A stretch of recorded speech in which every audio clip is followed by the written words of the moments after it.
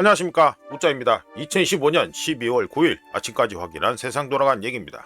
들어가기 앞서 구독, 좋아요, 회원가입 감사합니다. 그럼 뉴스 보시죠.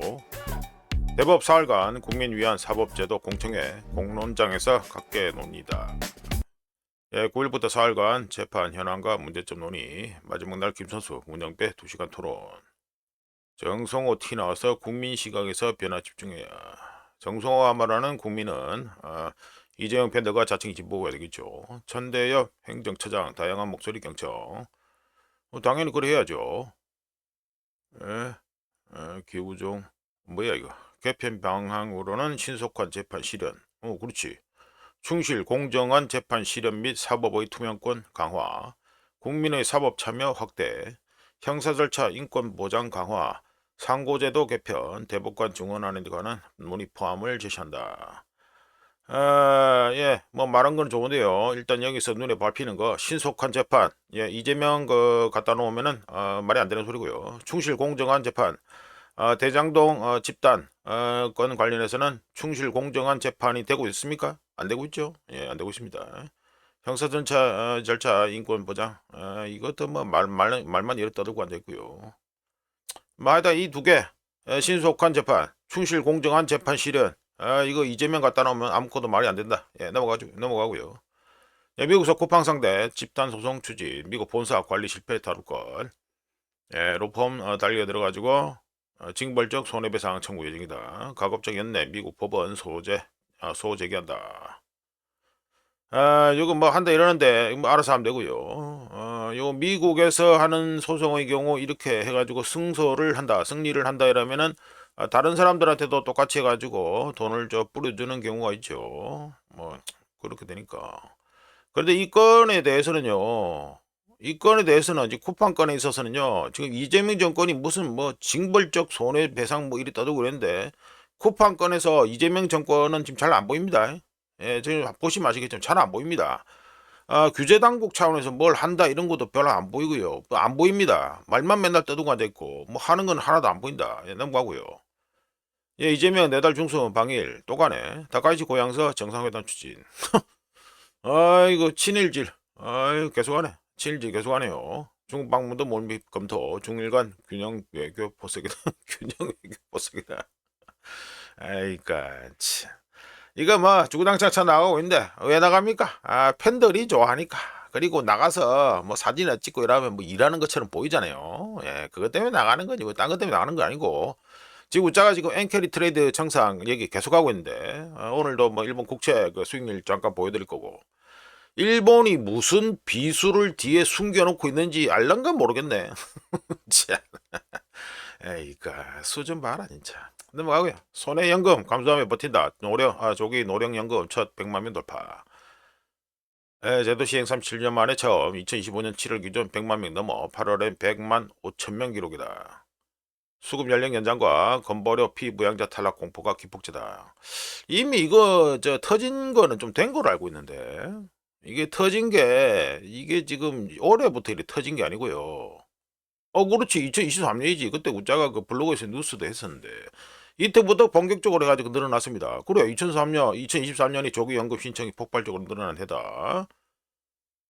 그렇지. 반년 전 1년치 전체 수급자를 갖다 후식 뛰어넘었다. 이거 되죠. 이거는 뭐, 손해보더라도, 미리 다 묻겠다. 이건데. 그렇죠. 이게 나오네. 지난 2022년 9월 건강보험료 부과체계가 개편되면서 피부양자 자격 요건이 강화된데 직장에 다니는 자녀의 피부양자로 등록돼 보험료를 내지 않으려면 연소득이 3,400만 원 이하여야 했으나 이 기준이 2천만 원 이하로 대폭 낮아졌다. 즉 공적연금을 포함한 월 소득액이 약 167만 원을 넘으면 피부양자 자격을 잃고 지역가입자, 야, 요게 무서운 겁니다. 지역가입자. 제가 뭐 뉴스원에서 여러 차례 말씀드렸죠. 지역 가입자로 되면요. 아이고 진짜 막 스트레스 엄청 받습니다 이거. 여기서 은퇴자들 사이에서는 차라리 연금을 일찍 신청해서 매달 받는 액수를 줄이는 게 낫다는 계산이 나오기 시작했다. 연금을 제때 다 받아서 소득 기준을 초과해 건보료를 내느니 차라리 손해를 보고 연금액을 깎아서라도 연간 수령액 2천만 원 선을 넘지 않게 조절해 피부양자 자격을 유지하려는 것이다. 당연하지. 계산이기 훨씬 더 나으니까. 안 그렇습니까? 예, 국민 폰지. 역시 또 국민 폰지. 대국민 사기고. 역사에 남을 대국민 사기극. 돈은 또 지가 받아먹고 받아와가지고 지금 마음대로 돈을 쳐쓰고 앉아있고. 그러니까 이 사기 짓을 갖다 언제까지 이 짓을 할란지 참 궁금하다. 예, 넘어가고요. 동덕여대 학생 총투표에서 85.7%가 남녀공학 전환 반대다. 아이 뭐 혼란하네. 혼란하네. 뭐야 이거 소멸할지언정 개방하진 않겠다 이거네. 이거 간단하게 코멘트 합니다. 페미 많이 묻었지요. 이쪽에 페미 많이 묻었는데 지금 학생 숫자 자체가 학생 수가 좀 줄어들고 있는데 이 뭐야 이거 소멸할지언정 개방하지 않겠다. 와 정신병 끝내주죠. 이거 알아서 빨리 회설한다. 학교 문 닫길 바랍니다. 넘어가고. 통일교 민주당도 지원 증언 혹폭풍 특검 편파 수사 논란이다. 논란이 아니고 편파 수사인데 뭐.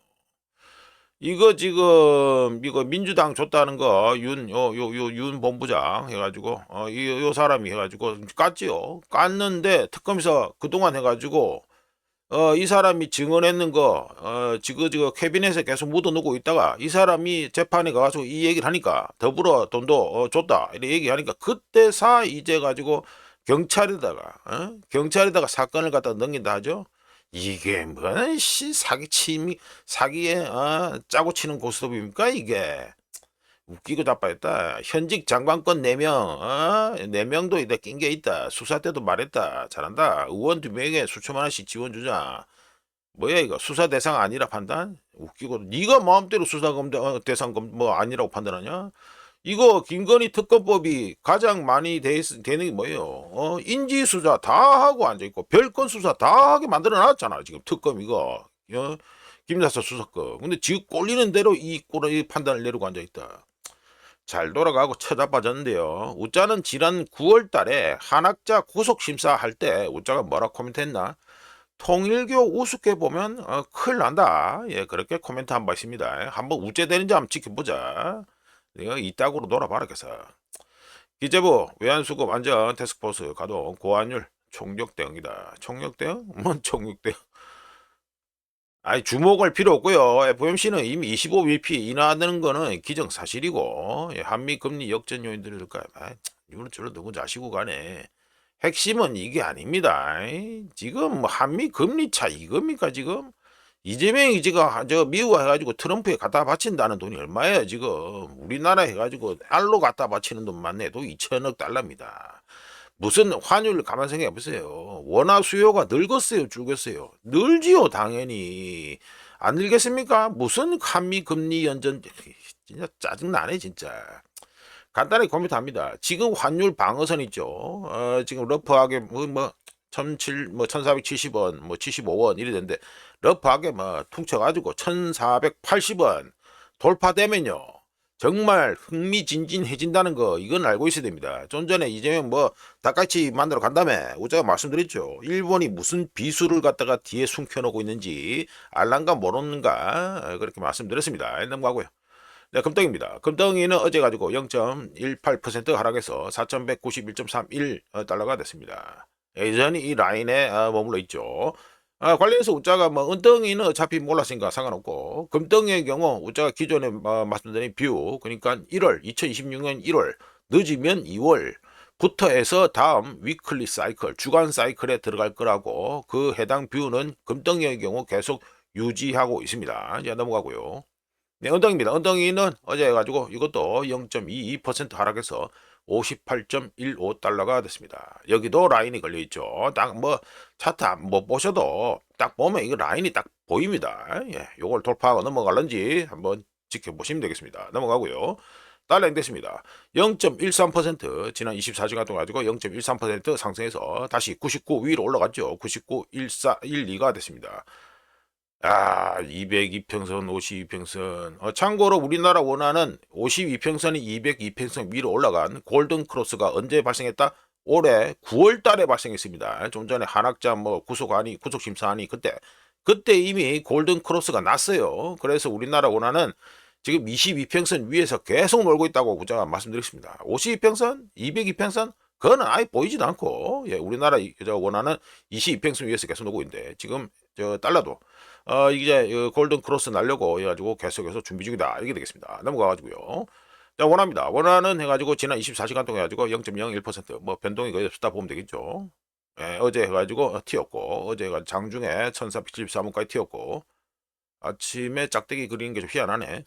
하여간 1달러에 1469.56달러 됩니다. 뭐 기재부에서 뭐 고환율 대응한다고 해가지고 뭐 외환 수급 안정 태스크포스 뭐 가동한다 이랬죠. 제가 말씀드렸습니다. 1475원 러프하게 봤을 때 1480원 돌파하면 아주 흥미진진한 일이 발생할 거다라고 말씀드렸습니다. 이어서 이번 주 원화 차트, 주간 차트인데요. 요거 해가지고 이번 주에 좀 많이 내려야 됩니다. 예, 이번 주에 많이 내려야지 그나마 이 위험한 라인, 러프하게 봤을 때 1480원 뚫고 올라가지 않는다라는 희망을 가질 수 있다. 이게 됩니다. 만약 이번 주에 제대로 못 떨군다. 이거 상당히 심각한 상황에 들어간다라고 보시면 됩니다. 그래서 기재부가 저래가지고 뉴스가 나오는 거지요. 그러니까 이번 주에 이 빨간 거 찍는 것도 빨간 거 짝대기를 갖다 길게 찍어야 된다. 길게. 그런데 이게 지금 52평선만 해도 1450원까지 올라와 있습니다. 이게 이번 주 한 주 안에 이게 1450원 밑에까지 내려갈 것 같습니까? 웃자는 그렇게 안 봅니다. 하여간에 이번 주 이거 빨간 거 짝대기 길게 최소한 이거 빨간 거는 기본이고 빨간 짝대기를 갖다가 길게 만들어야 된다. 예, 그런 말씀드리고요. 이번 주 어떻게 되는지 한번 지켜보면 될 것 같고. 예, 엔화입니다. 엔화는 0.45% 싸져가지고 1달러에 155.928엔이 됐습니다. 여전히 155엔, 예, 155엔을 갖다 중심으로 해가지고 계속해서 왔다리 갔다리 하고 앉아있죠. 이런 가운데 가장 관심 가는 포인트 뭡니까? 일본 국채 수익률이죠. 자, 보시면 일본 10년 만기 일본 국채 수익률은 1.976%. 이제 이번 주 안에 널널하게 잡아서 이번 주 안에 2.0 돌파를 갖다가 거의 확실시 된다. 뭐 이렇게 보시면 됩니다. 지금 엔캐리 트레이드 우자가 이제 슬슬 지겹을 정도로 계속 말씀드리는데 이거 잘 보셔야 됩니다. 진짜 잘 보셔야 됩니다. 이거 제대로 한번 발동 걸린다. 그러면은 패드가 금리 인하를 하고 뭐 QT는 이미 종료했고 금리 인하를 하고 어쩌고저쩌고 한다 하더라도 혹시라도 엔캐리 트레이드 청산 이벤트가 발생한다면요 아주 흥미진진해진다. 이것도 지금 뭐 추세는 뭐 뻔하죠. 뭐 미친듯이 기울기가 미친듯이 올라가고 있습니다. 지금 널널히 잡아도 뭐 이번 주 안에는 2.0 돌파하겠네. 예, 요래 됩니다. 그러니까 이거는 계속 보셔야 됩니다. 자, 넘어가고요. 똑같이 일본 얘기입니다. 일본의 3, 4분기 GDP 파이널 데이터가 나왔습니다. 말씀 들어보면 일본의 GDP 성장률은 연율 기준으로 그러니까 YOY죠. 2, 4분기에 2.1%인데 3, 4분기에 마이너스 2.3% 파이널 확정됐습니다. 2.3%로 하락하면서 잠정치가 얼마였다? 마이너스 1.8%였고요.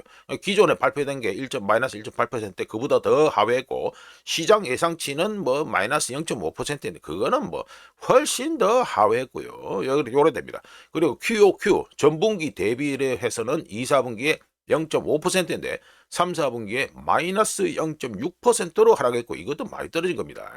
그리고 이어서 일본의 경상수지는 9월에 4조 4,830억 엔이었는데 10월에 2조 4,538억 엔으로 감사하면서 거의 뭐 반동가리 비슷하게 났죠. 이러면서 시장 예상치가 얼마였다? 3조 1,095억 엔이었는데 여기에 크게 못 미치는 경상수지 흑자가 났다. 이게 되겠습니다. 이어서 이거는 또 중국입니다. 중국 데이터 또 발표됐습니다. 말씀 들어보면은 중국의 무역 수지 데이터가 발표됐는데 말씀 들어봅니다. 중국의 수출은 YOY 작년 동월 대비해가지고 10월에 마이너스 1.1%였는데 11월에 5.9%로 상승 증가했고요. 금액으로는 3,303억 달러로 11개월 만에 최고치를 기록했습니다. 그리고 수입 임포트는 10월에 1%에서 11월에 1.9%로 요거는 뭐 살짝 증가했네요. 증가해가지고 금액으로는 2,187억 달러로 6개월 연속 증가했습니다. 덕분에 중국의 무역 수지는 어떻게 됩니까? 아이고 여기는 뭐 1조 달러 돌파했다고 나오는데 덕분에 중국의 무역 수지는 10월에 900억 7천만 달러였는데 11월에 1,116억 8천만 달러로 증가했습니다. 위안화 중국에서는 이거 달러 기준도 발표하고 위안화 기준도 발표하는데 위안화 기준으로는 어떻게 된다? 10월에 6,404억 9천만 위안에서 11월에 9,700이란다. 11월에 7,925억 8천만 위안으로 이거 중국의 무역 수지 흑자액이 발표됐습니다. 그러니까 증가했다 이거죠. 그런 가운데 중국은 사상 최초로 사상 처음으로 무역 흑자 1조 달러를 갖다가 달성했습니다. 어마어마하죠. 예, 어마어마합니다. 예, 뭐 디플레이션 귀신이 씨든 말든 간에 과거 일본이 그리는 것처럼 수출 이런 거는 아주 잘 됩니다. 하여간에 사상 처음으로 무역 흑자 1조 달러를 달성했다 이게 됩니다. 좀 디테일하게 말씀드리면 트럼프의 관세 부과로 인해 대미 수출은 마이너스 29%쭉 내려가죠. 예, 5%인 거 쭉 내려갑니다. 마이너스 29% 감소했지만 아세안과 유럽의 수출 호조로 인해 대미 수출 감소 부분을 만회했다. 예, 만회하고 1조 달러를 돌파했다. 정말 어마어마하게 벌어들이고 있다. 예, 이게 되겠습니다. 넘어가지고 또 방캐 얘기 잠깐 끼워서 말씀드리죠. 방캐, 차이나 방캐, 그 중국 부동산 개발사죠. 방캐의 경우 유동성 위기 심화로 인해 해외 부채, 채권 팔아먹은 거, 이거 상환 만기일 상환이 돌았는데 이거 부채 해외 부채 추가 상환을 제때 하지 못하겠다고 해가지고 발표가 났습니다. 자, 별로 좋은 소식 아니죠? 예, 뭐 무역으로 해가지고 1조 달러 넘게 벌어먹었지만 부동산 쪽은 뭐 여전히 이 꼴이 나고 앉아있다. 디플레이션 귀신이 씌가지고 이꼴 나고 앉아있다. 예, 이렇게 되겠습니다. 넘어가고요. 네, 폴리티코 간만에 뭐 해외 기사인데 이게 그냥 뭐 간단하게 소개해도 되는데 우짜가 그걸 읽어보니까 재밌어가지고 그래가지고 소개해 봅니다. 몇 분이야? 16분이네. 근데 트럼프 아들, 그러니까 트럼프 주니어죠. 트럼프 도널드 트럼프 주니어가 해가지고 예, 그러니까 프레지던트 지금 아빠가 트럼프가 우크라이나에서 그냥 나갈 수 있다. 예, 그냥 나갈 수 있다. 뭐 이렇게 얘기했습니다. 얘기해가지고 잠깐 해가지고 말씀드려보면 예, 트럼프 주니어가 예, 우크라이나 부패를 갖다가 커럽션 부패를 갖다가 비난하면서 러시아와 평화를 이루지 못하는 경우 피스 위드 러시안 러시아와 평화를 이루지 못하면 아버지가 우크라이나를 뜰 수 있다. 예, 이렇게 얘기했습니다. 예, 장남 옆에 넘어가고 예, 저 얘기는 도하 포럼에서 해가지고 이 발언이 나왔고요. 예, 우크라이나가 오랫동안 관료들의 부패로 인해 가지고 오랫동안도 아닌데 우크라이나 자체가 원래 부패가 쩔었습니다. 부패 공화국입니다. 여기가 부패 공화국이지요. 동유럽에서의 그 대표적인 환락까지요. 뭐 안 좋은 거는 다 해먹고 있던 게 우크라이나입니다. 아는 사람은 다 알고 있었고요. 하여간에 이런 부패가 예, 모스크바와 키우와 간에 벌어지는 전쟁, 그러니까 우크라이나 전쟁을 갖다가 부추겼다. 부패가 부추겼다 이 말이 되죠. 그러면서 젤렌스키 비난하고요. 예, 그러니까 젤렌스키 옆에 있는 애들이 해가지고 부패에 연루돼가지고 돼 있는데 그렇죠. 예르막도 나갔고 예르막도 최근에 사임했다 이게 됩니다. 그러면서 예르막이 최근 해가지고 국제 협상을 이끌었던 자가 예르막이다 이러면서 얘기하죠. 그러면서 because of your 아이고 great 마케터 올 타임 야 역대 최고 마케터 중 하나인 젤렌스키는 신과 같은 존재가 됐다. 왜? 전쟁 때문에 특히 좌파 진영에서는 그가 해가지고 잘못된 거 뭐 잘못을 저지르는 거나 이제 그가 젤렌스키가 잘못될 리가 없다라고 하는데 뭐 그렇게 얘기했다. 그렇고 뭐 비난할 일도 없었다. 뭐 이랬죠. 예, 그러면서 예, 근데 뭐 미국 대통령이 그러니까 지금 아버지가 해가지고 우크라이나까지 나갈 수 있냐 하니까 I think 그러니까 그럴 것 같다. 내가 생각이 그럴 것 같다 이러면서 예, 아버지 장점이자 독특한 점은 지가 아버지가 뭔 일 할란지도 모른다 이 말이죠. 예, you don't know what he's going to do. 예, 그러면서 예, 지가 아버지가 그러니까 트럼프가 예측 불가능하다는 사실 때문에 모두는 정직하게 거래를 갖다가 할 수밖에 없다. 뭐 이렇게 지가 아버지 얘기를 계속하고 광고를 하고 있는데 우리는 뭐 평화를 원한다. 뭐 그리고 우리는 뭐 죽음을 원하지 않는다. 맞고 싶다. 뭐 이 소리 하죠. 야 이런데 아이고 이걸 다 얘기하면 너무 길어지고 문자가 이거 지금 폴리티코 여기는요.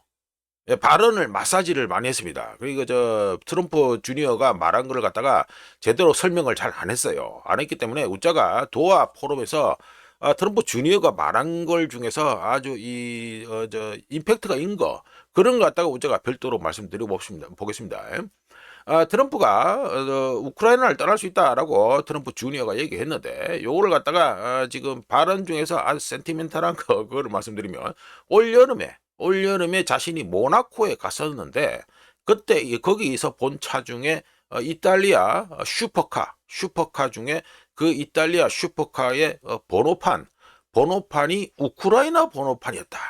예, 그리고 우크라이나 번호판을 단 이탈리아 슈퍼카, 그게 우크라이나에서 실제로 벌어들인 돈이라고 생각하냐? 예, 이러면서 자기가 질문을 던졌고요.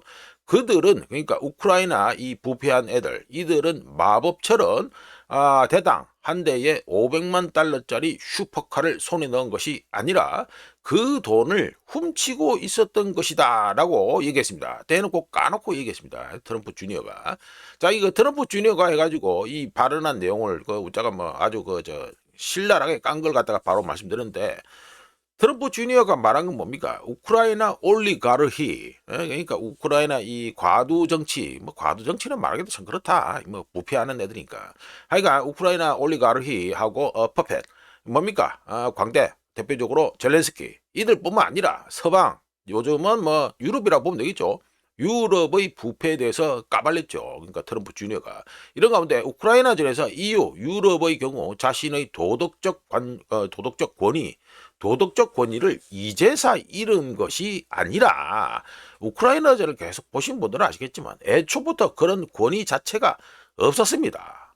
예, 그리고 현재 우크라이나의 공식 패전이 갈수록 분명해질수록 우짜 기준에서는 이미 2022년 4월에 끝난 게임이고요. 하여간에 공식 기준으로 우크라이나전의 우크라이 공식 패전이 갈수록 분명해질수록 배신당한 유럽 대중들의 분노와, 그리고 우짜가 이거 우크라이나전 포크롭스크 점령 소감이라는 영상에서 좀 말씀드렸다시피 유럽의 경우에 어떻다 해가지고, 지금 우크라이나전이 만약 혹시나 젤렌스키가 쫓겨난다 이러면은, 그러면 각종 부패 조사가 당연히 이루어질 수밖에 없습니다.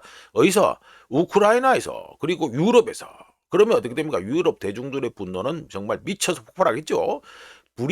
EU 본부에 있는 브뤼셀이 언론을 억압하는 이유는 민주주의를 보호하기 위해서가 아니라, 유럽인들이 들고 일어나는 순간, 디비려고 들고 일어나는 순간을 지연시키기 위함이다. 예, 우짜 개인적으로는 뭐 그렇게 봅니다. 자, 넘어가고요. 최근에 가지고 미르노흐라드가 되겠습니다. 보시면 미르노흐라드는 완전히 쌈싸먹기죠. 완전히 쌈싸먹 똘똘말이 완전히 돼가지고 이 안에서 그냥 죽어 나가고 있다. 뭐 이래 보시면 됩니다. 토낄 데가 없습니다. 토낄 데가. 근데 요 지도만 보여드리면 재미가 없죠. 우짜가 오늘 그래서 여기 미르노흐라드에 현재 포위돼 가지고 여기서 해가지고 절단 날고 있는 중 친구들, 그 부대명을 우짜가 우크라이나 부대명을 말씀드리겠습니다. 자, 미르노흐라드에 있는 현재 아직도 도망치지 못하고 남아있는 우크라이나 군은 뭐가 있다? 부대가 뭐가 있다? 제10 산악 돌격 여단이 있고요. 제25 공수 여단이 있고요. 제79 공중 강습 여단이 있고요. 제68 예거 여단이 있고요. 그리고 제155 기계화 여단. 그래서 대표적으로 총 5개의 여단이 여기 미르노흐라드에서 토끼지 못하고 여기에 지금 갇혀 있는 상태입니다. 예, 절단 난다 이거 되겠죠? 예, 간단하게 되고요. 자, 넘어가서 세베레스크, 조만간 이제 이름이 시베레스크로 개명될 예정인 세베레스크 얘기입니다. 우짜가 요거는 친 러시아 맵인데, 여기가 업데이트가 느리다 보니까 우짜가 별도로 요 라인을 갖다가 그렸습니다. 여기 뭐다? 지금 러시아군이 땅 따먹은 겁니다. 요렇게 더 들어갔다 보시면 돼요. 아마 내일쯤 해가지고 이게 확정이 될 건데, 그러니까 뭐 여기도 업데이트가 느리다 이 말이죠. 세베레스크의 경우 현재 어떻다? 지금 세베레스크 동쪽은 다 먹혔습니다. 다 먹혔고 남쪽에서도 크게 빵 때리면서 들어왔고요. 남은 거는 실질적으로 여기 끄트머리, 서쪽 끄트머리 요거밖에 안 남았다. 이게 됩니다. 즉 우짜가 예상한 것처럼 세베레스크, 또 뭐 포크롭스크 다음에 세베레스크가 다음 차례가 될 거다라고 예상했는데, 다행히도 우짜 예상대로 해가지고 세베레스크가 다음 먹히는 점령당하는 도시가 주요 도시 중 하나가 되겠다 이렇게 봅니다. 점령전이 아주 빠르게 진행되고 있습니다. 그리고 여기가 먹히면 어떻게 됩니까? 다음에는 여기는 볼 게 없습니다. 여기는 볼 거 없기 때문에 크라마토르스크하고 이런 게 있죠. 그쪽으로 바로 직행할 수 있다. 이게 됩니다. 물론 뭐 러시아군이 라인을 갖다 지키면서 나갈 거기 때문에 너무 빨리 갈 거라고 기대는 안 하는 게 좋고요. 예, 러시아군인들이 터졌잖아요. 예, 넘어가고요. 요건 해가지고 어제 해가지고 연합지라시에서 아르헨티나 밀레이 전기톱 개혁 2년 물가 안정 성과 고용 뭐 외환 불안 뭐 이래 해가지고 우자가 까먹고 있었다라고 말씀드리면서 오늘 말씀드린다라고 예약했던 거 해가지고 말씀드려봅니다. 이제 그거는 보시면 월스트리트 저널의 기사인데 2025년 11월 20일 날 기사입니다. 뭐냐 미국의 은행들이 해가지고 그러니까 200억 달러 베일아웃, 그러니까 아르헨티나에 주기로 했던 200억 달러 구제금융 계획을 보류했다 이거죠. 보류했다면서 40억 달러 페이먼트. 그러니까 2026년 1월에 40억 달러의 부채를 아르헨티나가 빚을 갖다가 상환할 수 있는 쇼텀 퍼실리티. 작고 소규모 단기 구제안이다. 뭐 이게 됩니다. 쇼텀 퍼실리티 데인데 이거 말씀드리죠. 이걸 논의 중이다. 이게 디스커싱 논의 중이다. 이게 11월 20일에 나온 기사입니다. 우짜가 소개한다는 게 까먹고 있는데 자 말씀드려보면 참고로 아르헨티나 관련해서는 우짜가 9월 23일 뉴스모음과 9월 27일 뉴스모음에서 아주 장황하게 아르헨티나 얘기를 한 바 있으니까 궁금하신 분들은 9월 27일 뉴스모음과 9월 27일 9월 23일 뉴스mom을 보시면 되니까 그거 퉁치고 넘어가고요. 자 먼저 결론부터 먼저 말씀드리면 트럼프 행정부는 미국 은행 시스템을 파괴하거나 미국 국내 정치적 지뢰밭에 아르헨티나라는 지뢰를 더 매설하지 않고 아르헨티나를 지원하려고 하고 있습니다. 미 재무부는 당초에 200억 달러 규모의 외환 안정 협정, 즉 뭡니까 이게? 달러 안정장치죠. 안정장치를 제안하면서 미국 은행들이 이에 상응하는 200억 달러 규모의 추가 대출을 아르헨티나에 제공할 것으로 기대했습니다. 바꿔서 말씀드리면 미국 정부가 정치적 보호, political umbrella를 제공하고 월스트리트가 수표를 발행하는 거 이게 되겠죠. 이런 방식이 됩니다. 하지만 여기 기사에 나온 것처럼 미국의 은행들이 즉각 반발했는데요. 담보나 미국의 안전장치 없이 주요 경제권 중 가장 심각한 채무 불이행 디폴트 경력을 보유하고 있으며 2025년 현재도 채무 불이행 디폴트 리스크가 항상 존재하는 아르헨티나에 200억 달러라는 큰 돈을 대출할 의향이 없다는 것이 가장 큰 이유였습니다.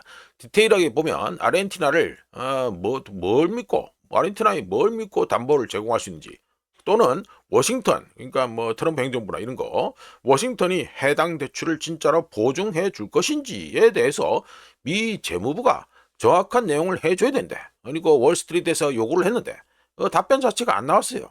안 나오다 보니까 이렇게 해가지고 40억 달러 단기로 해가지고 쏴주는 거로 이렇게 얘기가 되고 있다 이게 됩니다. 항상 그렇다시피 타이밍은 중요한데요. 월스트리트 기사가 나온 2025년 11월은 은행들이 여러 방면에서 압박을 받고 있던 때입니다. 어떤 때입니까? 유동성은 부족했고 패드는 딜러들한테 SRP 뭔가 스탠딩 레포 퍼실리티 그러니까 우리나라 말로 하면 대기성 레포 제도죠. 패드 연준은 딜러들한테 SRP 이용을 회피하고 있다고 은행들이 회피하고 있다. 딜러들이 회피하고 있다고 공개적으로 우려를 표명했었고 그리고 바젤 3 바젤 3 이 얘기는 뭐 하기가 힘들 정도로 너무 복잡하기 때문에 하여간 그냥 바젤 3 이름만 말씀드리고 바젤 3 최종 규칙을 만드는 걸 둘러싸고 여전히 격렬한 논쟁이 벌어지고 있었습니다. 언제 2025년 올해 11월에 말이죠. 그런 상황에서 미국 규제당국은 은행들이 위험한 이머징 마켓 국채, 채권, 뭡니까? 아르헨티나죠. 여기에 과도하게 의존하는 것을 원하지 않을 수밖에 없습니다. 그래서 미국 은행들은 200억 달러라는 대규모 대출 대신에 규모가 훨씬 적은 단기 구제 방안, 기름기 잘잘 흐르는 말로 말씀드리면 단기 레포 기구죠. short-term repo facility라고 말할 수 있습니다. 이걸로 돈을 갖다가 쏴주겠다라고 바꿨는데 해당 단기 레포 기구 short-term repo facility의 경우 규모가 대략 50억 달러 규모로 아르헨티나가 2026년 1월에 만기로 돌아오는 빚 40억 달러를 상환하는 데 필요한 금액이다. 딱 맞는 금액이다. 이게 됩니다. 이는 가장 안전하고 투명한 형태의 지원이라고 할 수 있고 위험과 규제의 한계 내에서 이루어지는 것이라고 할 수 있습니다. 그렇다면 트럼프 정확하게는 미국이 왜 아르헨티나 빚 문제에 개입하려고 할까라는 동기 부분이 궁금하지요. 궁금합니다. 그런데 동기 자체는 매우 명확합니다. 명확할 수밖에 없습니다. 보시면 2023년 6월 해가지고 중국하고 아르헨티나가 예, 1대1로 이니셔티브 해가지고, 같이 가자. 이래가지고 협력한 거, 이게 사진입니다. 2023년기 사진입니다. 예, 기사는 로이터 기사고요. 자, 말씀드려보면, 미국은 이념이 아니라 아르헨티나가 전략적으로 중요하기 때문에 밀레이의 성공을 바라는데, 미국이 바라는 가장 중요한 부분은 라틴 아메리카 내 주요 경제국 중 하나가, 아르헨티나가 중국의 자금 조달 경로에 더 깊이 빠지는 걸 막는 것이다라고 할 수 있습니다.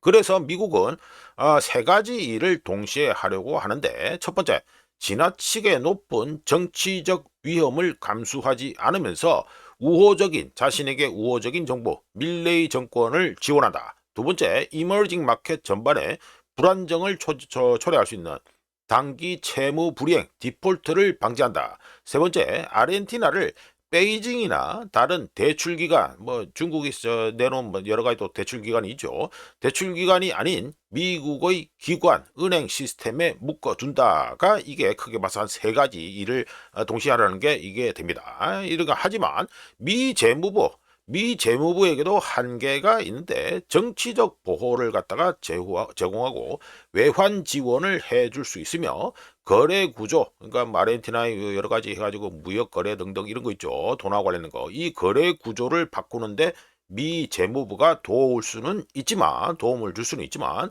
JP 모건 그리고 뱅크 오브 아메리카 내에서는 어떤 위원회를 돌립니까?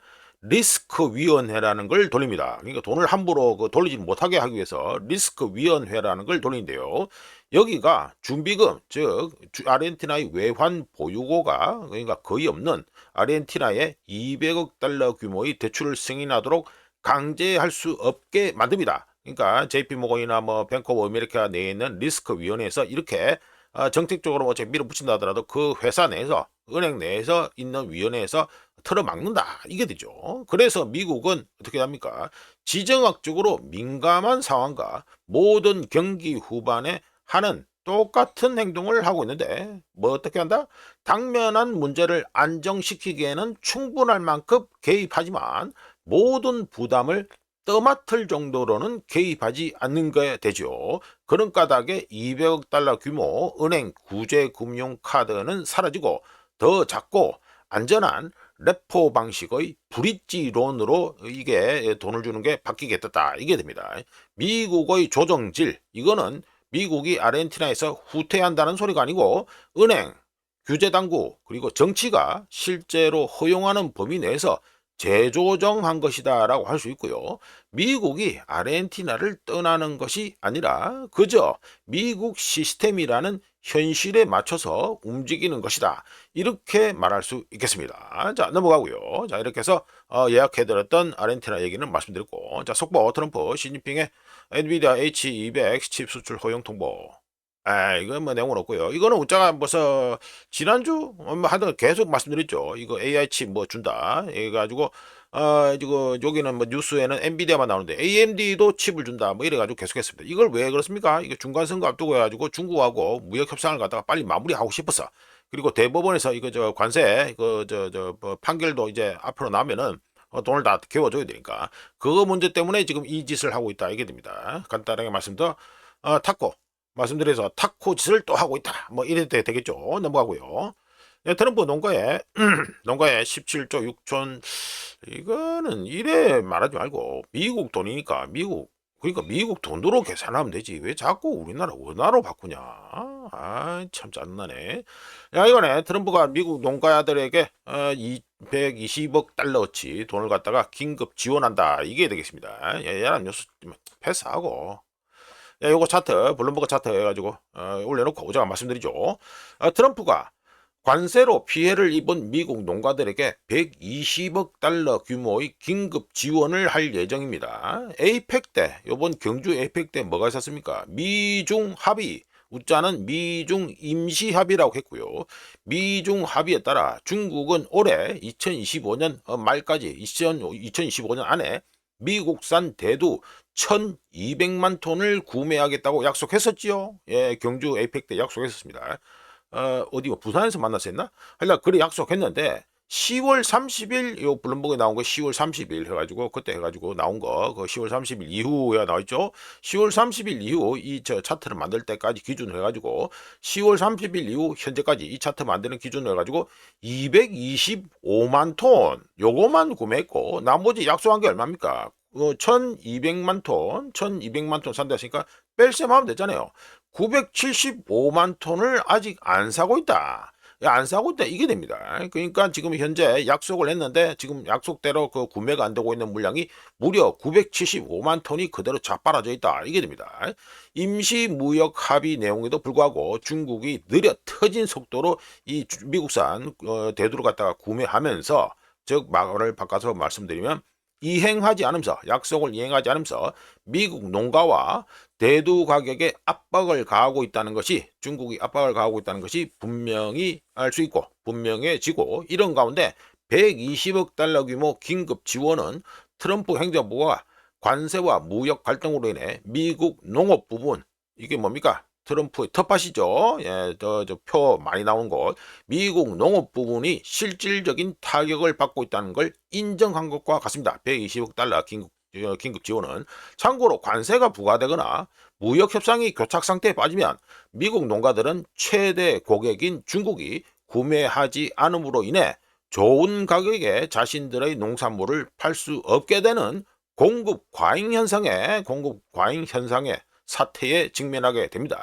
이런 가운데 트럼프의 긴급 지원은 트럼프 행정부가 무역 역학 관계를 개선하는 동안 이런 중국이 약속해놓고 안 사는 거, 이런 충격을 완화하기 위함이라고 할 수 있는데, 큰 그림에서 합의가 되었다고 주장하더라도 중국과의 무역 긴장은 여전히 존재하고 있으며, 트럼프가 시작한 관세 전쟁은 원자재 가격, 농산물 재고, 농촌, 미국 농촌 경제 전반에 영향을 미치므로 인플레이션이나 다양한 부분의 경제 변화를 추적한다. 그렇게 들여다보고 있는 사람들한테는 주의 깊게 살펴볼 가치가 있다. 이렇게 우짜견적으로 의견을 제시합니다.